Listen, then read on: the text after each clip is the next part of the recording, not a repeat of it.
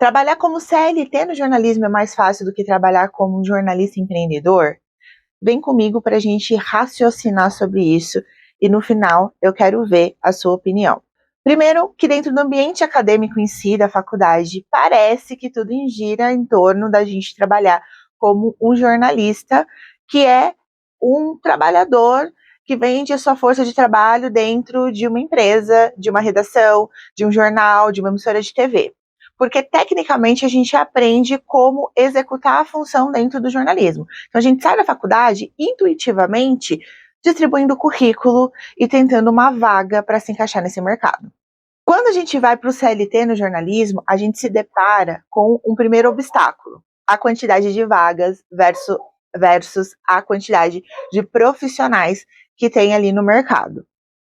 A quantidade de vagas, ela varia para mais ou para menos, dependendo do lugar que você mora. Quem mora em cidades menores, de interior, como eu, acaba meio que se deparando com um mercado mais fechado e que depende mais de indicações. Então, a influência que a sua família tem, a influência que você pode ter, os contatos que você fez, de fato, pode sim colocar você em um lugar de uma oportunidade de trabalho dentro de uma empresa, já que as oportunidades são poucas, principalmente nessas situações interioranas.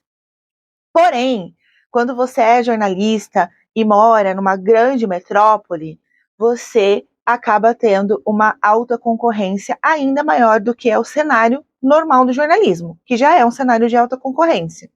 Mas numa grande metrópole, você se depara com pessoas que estão vindo de cidades menores como a minha cidade e as cidades da minha região, indo para essas metrópoles maiores, achando que tem mais oportunidade ali como jornalista, até porque as maiores empresas de comunicação acabam ficando nessas cidades. Então a gente já vê que se é CLT no jornalismo, a gente já começa ali de uma maneira, entre aspas, conturbada, a entender que o mercado não é tão simples assim. Outro ponto a se observar no mercado do jornalismo é que eles querem jornalistas para executar funções não jornalísticas. Eu vou explicar. É muito comum empresas abrirem processos seletivos, contratando profissionais da comunicação de modo geral e chamando para essas vagas pessoas formadas também em jornalismo, mas não só pessoas formadas em jornalismo. Então você chega ali e não basta a quantidade de jornalistas que já tem no mercado, que estão chegando agora no mercado após a sua formação, você também vai se deparar com pessoas que são de outras áreas, como marketing, como relações públicas, como publicidade, que construíram habilidades diferentes da nossa dentro das suas faculdades.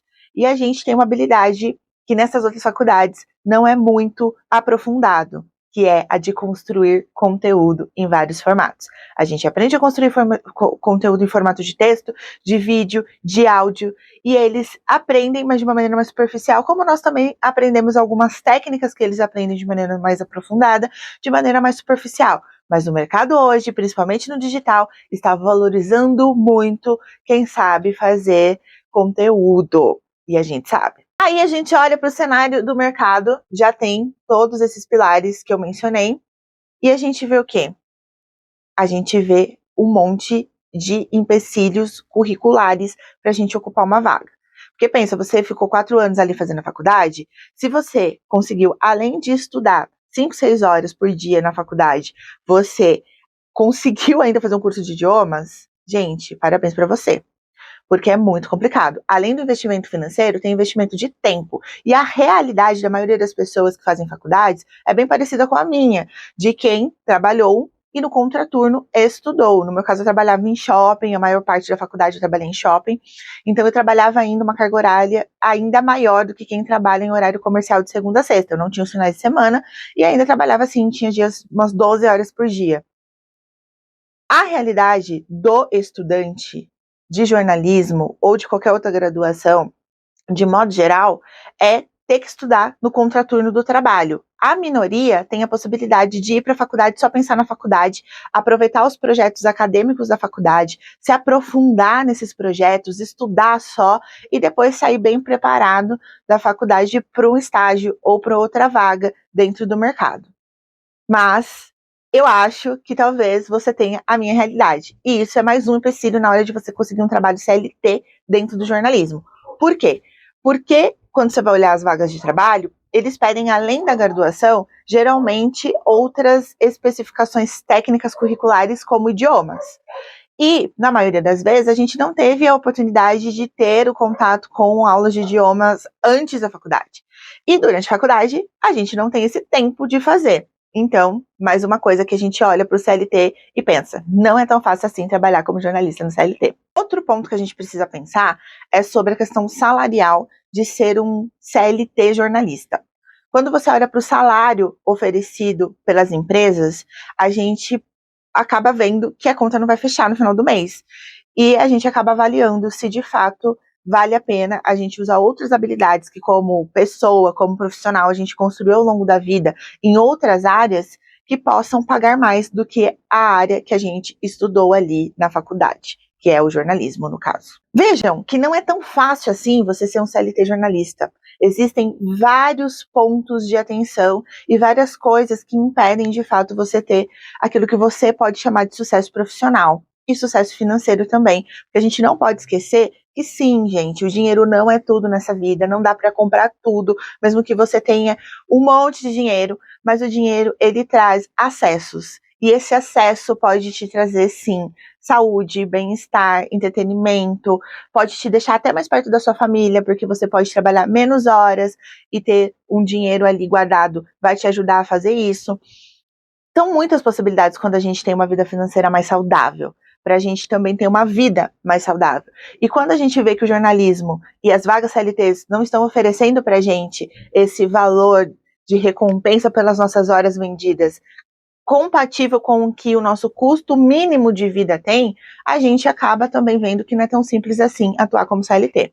E a gente precisa pensar que ser um jornalista CLT também envolve a gente trabalhar em equipe o tempo todo. A gente precisa ter outras pessoas ali no sistema da empresa ou da redação, empresa de comunicação, do corporativo, independente, que nos auxiliem na construção do nosso trabalho. E isso faz com que a gente acabe executando um trabalho, talvez, que pode um pouco o nosso criativo, que impeça o nosso desenvolvimento profissional e o nosso crescimento, dependendo do ambiente da empresa, se não for propício para isso. Claro que tem várias empresas que são empresas ótimas de se trabalhar, mas essas empresas têm mais concorrência e mais exigência curricular na hora de você ir competir por uma vaga. E quando eu digo exigência curricular, não significa que você não tem o inglês, não tem o espanhol no seu currículo, faz de você um jornalista melhor ou pior, porque as técnicas jornalísticas independem se você consegue exercer isso só no português, ou no espanhol, ou no inglês também.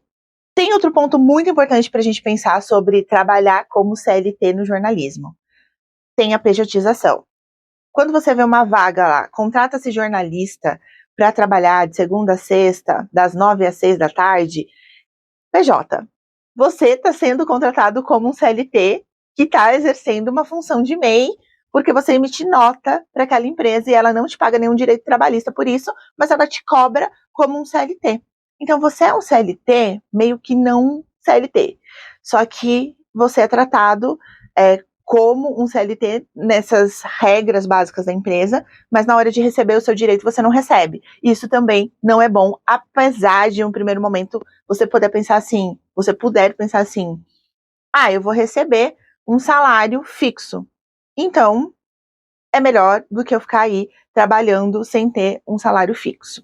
Entende que ser CLT ou ser jornalista empreendedor demandam energias que talvez você não queira num primeiro momento, mas que, colocando na balança, não tem nada de ser fácil ser CLT e ser super difícil ser jornalista empreendedor, a ponto de você desistir de tentar empreender no jornalismo porque você acha que CLT é mais confortável. Na verdade, não. É meio uma ilusão que CLT é mais seguro, porque você pode ser mandado embora a qualquer momento, que CLT é mais tranquilo, porque você recebe o seu salário independente de desempenhar bem ou não as funções, porque se você desempenhar mal a função, a empresa vai te mandar embora.